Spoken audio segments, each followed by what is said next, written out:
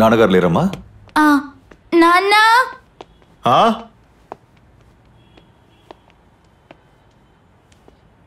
ఏంటి సార్? కూర్చోండి కూర్చోండి. జార్జి పనిచేశాడంటే నేను నమ్మలేకపోతున్నాను. ఆయన ఇదంతా ఎలా చేశాడు? మీ వైఫ్ లేరా? ఏంటి సార్? మీ వైఫ్ ఉంది. పిలవండి. అన్సీ! ఏంటి సార్, హంతకుడిని పట్టుకున్నా ఇంకా కేసు క్లోజ్ అవ్వలేదా? ఈ కేసు ఫైల్ని క్లోజ్ చేయడానికి ఇదే చివరి ఎన్క్వైరీ. అలా అనుకుంటే చాలు.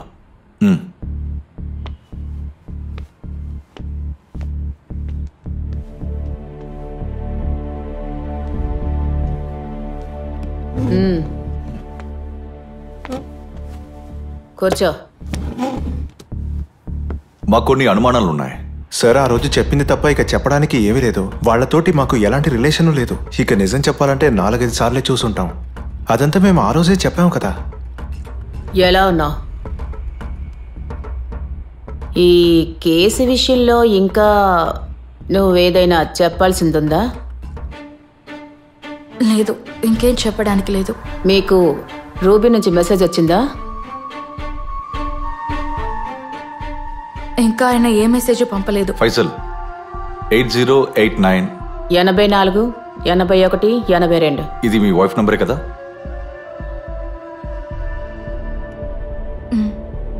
ఈ నంబర్కి రూబిన్ మెసేజ్ పంపించాడా?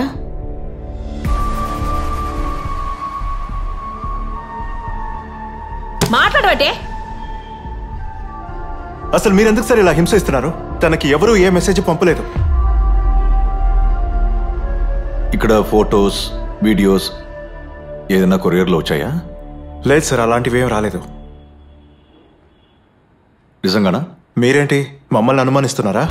లేదంటే వీడియో ఫోటోస్ అని బెదిరించి మమ్మల్ని ఇరికిస్తున్నారా? మీరు చెప్పినట్టు అలా ఏదైనా అయితే మీరు ఎవిడెన్స్తో రండి, అప్పుడు మాట్లాడుకుందాం. అన్నట్టు ఈ ఎవిడెన్స్తో ఒక ఆధారం నాతో పాటు ఉంది.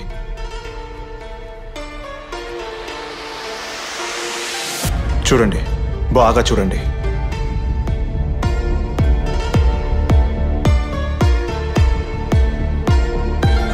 చూసారుగా,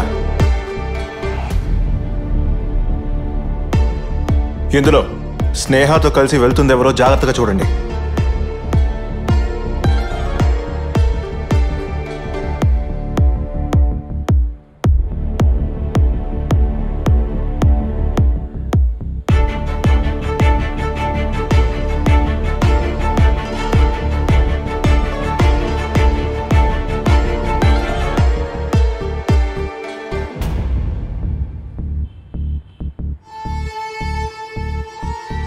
ఇది హత్య జరగడానికి వారం ముందు తీసిన వీడియో.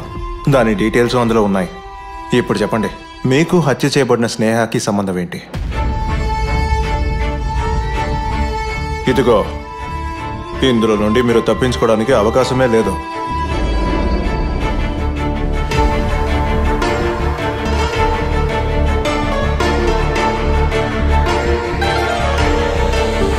సిటీలో జరిగిన జంట హత్య కేసులో కీలక మలుపు. కేసులో విచారణ చేస్తున్న సీఏ సాజన్ ఒక వారం క్రితం స్నేహ గారికి ఇంటికి వచ్చి వెళ్లిన వీడియో ఇప్పుడు బాగా వైరల్ అవుతోంది. ఆ సమయంలో పిల్లలు కారిడార్ లో ఇన్స్టాగ్రామ్ లో రీల్స్ చేస్తూ ఇదే దొరికింది అనుకుంటాను. పొద్దున్నే మొదలు పెట్టేశారు. ఈ కేసులో ముఖ్యమైన ముద్దాయి ఖైదు చేయబడ్డారు. ఏంటిది, ఉదయాన్నే మీడియా వాళ్ళు మొదలు పెట్టేశారా? సార్, ఇది చాలా పెద్ద సమస్యలా మారేలా ఉంది. ఈ మీడియా వాళ్ళు కావాలని మనల్ని ఇబ్బంది పెట్టడానికి ఇలా చేస్తున్నట్టున్నారు. ఇదే ఆధారంగా భావించి మన శత్రువులందరూ మన మీద దాడి చేస్తున్నారు. హోమ్ మినిస్టర్ రిజైన్ చేయాలని చెప్తున్నారు సార్. దీన్ని ఇలాగే విడిచిపెట్టడం మంచిది కాదు సార్. అందుకని మీరు ఇప్పుడు రూబెన్ స్నేహాల హత్య గురించి వీళ్ళు ఇప్పుడెందుకు ఇంత గొడవ చేస్తున్నారు? సార్, అది విచారణ చేస్తున్న అధికారి సాజన్ ఆ చనిపోయిన లేడీకి మధ్యన ఏదో సంబంధం ఉందని అంటున్నారు. దీనివల్ల ఇప్పుడు మనకే సార్ సమస్య. రే, ఆ డీజీపీకి ఫోన్ చేయి. నువ్వు ఒక పని చేయి. సార్, మన యూత్ మెంబర్స్ ని ఉపయోగించి ఇందులో నిజానిజాలు ఏమిటో తెలుసుకుని రమ్మను. అలాగే సార్. ఫోన్ ఇవ్వ. ఇప్పుడు ఎవరు ఫోన్ చేస్తున్నారు? Hello sir. అసలు మీరంతా ఏం చేస్తున్నారు? శాంతి భద్రతలు కాపాడడానికి ఎవ్వరూ లేరని హోమ్ మినిస్టర్ కి ఏమీ చేత కాదని నిరూపించడానికి ఇలా చేస్తున్నారా? మీరంతా కలిసి నన్ను రాజీనామా చేయించేలా చూస్తున్నారా? సార్ ఎక్కడో ఏదో పొరపాటు జరిగిందని డిపార్ట్మెంట్ తప్పుగా అనకండి. మేము చాలా ఎఫిషియెంట్ గానే వెళ్తున్నాం సార్. ఏవయ్యా, నీ ఎఫిషియన్సీ ఇదేనా? మీ ఎఫిషియన్సీ ఇలాగే చూపిస్తారా? ఏవయ్యా, ఆ మోతీనగర్ హత్య కేసు విచారిస్తున్న సిఐకి ఆ అమ్మాయికి ఏదో సంబంధం ఉందని అన్నారు కదా? మీరు ఇక్కడే ఉన్నారు కదా? అన్ని టీవీల్లోనూ న్యూస్ వస్తూనే ఉంది కదా. అది అసలు నిజంగా ఏం జరిగిందయ్యా? సార్ అది ఆ కేసును ఎంక్వైరీ చేసేది సిఏ సాజెంట్ సార్. ఆయన దగ్గర ఎక్స్ప్లెనేషన్ మేము అడిగాం. He will come and give me the explanation tonight. ఏంటయ్యా నీ ఎక్స్ప్లెనేషన్? నువ్వేం చేస్తావో నాకు తెలీదు. నేను ట్రీట్మెంట్ ముగించుకొని వచ్చే లోపు నువ్వు ఈ కేసుని క్లియర్ చేస్తే మంచిది. ఇలా చూడు, ఇక నుంచి ఈ కేసు గురించి నిన్ను పిలవాల్సిన అవసరం రాకూడదు. Mind it. నాకు ఎంత ప్రశ్న ఉందో తెలుసా హోమ్ మినిస్టర్ దగ్గర నుంచి. సార్ నువ్వు ఇంకా ఎన్నాళ్ళని ఇన్వెస్టిగేషన్ చేస్తావు? ఎంక్వైరీ చేసే అధికారి హత్యకు గురైన స్నేహితుడికి వెళ్తున్నారు. హోమ్ మినిస్టర్ తో ఏమని చెప్పగలను? మీ టీం వాళ్ళని మీరే చూసుకోవాలి, అంతేగాని ప్రతిదానికి సమాధానం చెప్పడు ఈ డీజీపీ.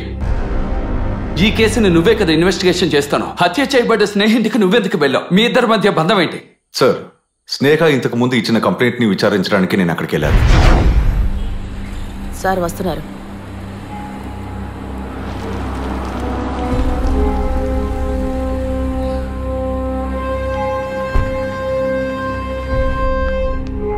సారీ, ఫైల్ తీసుకురావడం మర్చిపోయానా? తీసుకురా. సరే సార్.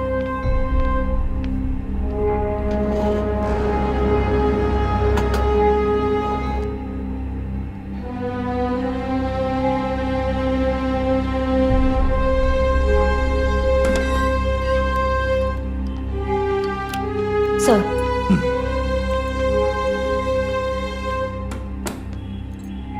సార్ కూర్చోండి, నేను ఇప్పుడే వస్తాను.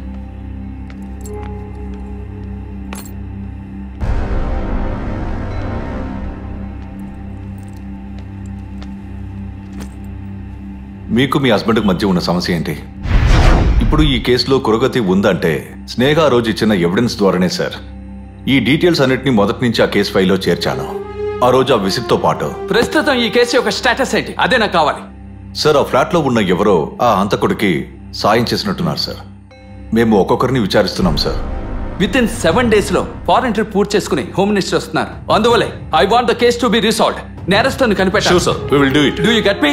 Sir. Clear out. సిఏ సాజన్ని ఇప్పుడు అనుమానించడం మొదలెట్టారు. ఈ సంఘటనకి కారణం ఆ పిల్లలు చేసిన రీల్స్ వీడియో బయటికి రావడమే. అయ్యో, నువ్వు నవ్వడం అయిపోతే మనం బయలుదేరదామా? నీకు బాగా నవ్వు వస్తుంది కదరా? నవ్వరా, బాగా నవ్వు. రూబన్ స్నేహాల హత్యలో నీకు సంబంధం ఉందని నాకు తెలుసు. అదేమిటో నాకు చెప్పేదాకా నిన్ను వదిలే ప్రసక్తే లేదు. అసలు మీరు ఏం చేస్తున్నారు? నన్ను ఇలా కొట్టదని చెప్పండి సార్. నాకు ఆ హత్యకి ఎలాంటి సంబంధం లేదు సార్. మీరెందుకు ఇతన్ని హింసిస్తున్నారు? నేను ఇతని వైఫ్ ని ఎంక్వైరీ చేసింది ఇతని wife mobile number Ruban contact list లో ఉన్నందుకే కాదు, స్నేహ ఆ రోజు నాతో చెప్పిన విషయం నిజమా కాదని తెలుసుకోవడానికి. సార్, రూబన్ కి చాలా మంది ఆడవాళ్లతో సంబంధం ఉందని నాకు రీసెంట్ గానే తెలిసింది. దానివల్ల ఏర్పడిన ట్రోమా, స్ట్రెస్ ఇష్యూస్ నన్ను ఎంతగానో బాధించింది. రూబన్ ఒక వెమనైజర్ అని నా పెళ్లికి ముందే నా బ్రదర్ నాకు నచ్చజెప్పడానికి ఎంతగానో ప్రయత్నం చేశాడు. కానీ ఆ రోజు పెద్దగా నేను పట్టించుకోలేదు. ఇది కొన్ని రోజుల క్రితం నా కారులో ఎవరో పెట్టి వెళ్ళిపోయారు.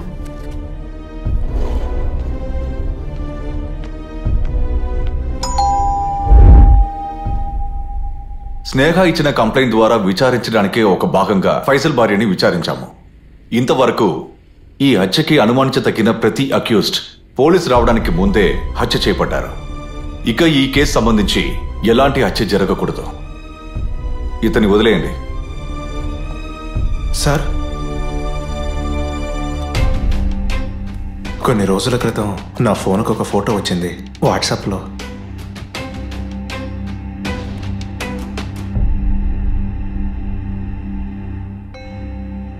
ఈ నంబర్ ఇంకా రౌడీస్కి వచ్చిన కాల్ నంబర్ ఎవరిదని వెంటనే కనిపెట్టండి. Okay sir. జార్జ్, జార్జ్, ఏమైంది జార్జ్? సార్, కొన్ని రోజులుగా నేను ఒక పెయింటింగ్లో బాగా ఇన్వాల్వ్ అయిపోయాను. ఆ రోజు పార్టీకి వెళ్ళినప్పుడు నేను నిజంగా చాలా మత్తులో ఉన్నాను. ఆ రోజే నేను ఆర్ట్ వర్క్ని కంప్లీట్ చేయాలని ప్లాన్ చేసుకుని నేను అక్కడి నుంచి బయలుదేరాను. నేను నా ఫ్లాట్కి వచ్చి ఫుడ్ ప్రిపేర్ చేసి తిన్నాను. అప్పుడు నేను ఒక జాయింట్ ఓపెన్ చేసి ఒక స్టఫ్ని ఫిల్ చేసి ఆ పెయింటింగ్ ఒక ఫైనల్ టచ్ ఇద్దామని మొదలు పెట్టినప్పుడే పక్కన రూమన్ ఫ్లాట్ నుంచి ఏవేవో శబ్దాలు వచ్చాయి. అప్పుడే నేను ఆ ఫ్లాట్కి వెళ్ళాను. కానీ అక్కడికి వెళ్ళి నేనేం చేశాను, అసలు అక్కడ ఏం జరిగిందో అసలేం గుర్తులేదు సార్. నాకు నిజంగా నాకేం గుర్తులేదు సార్. జరిగింది ఇదే జార్జ్.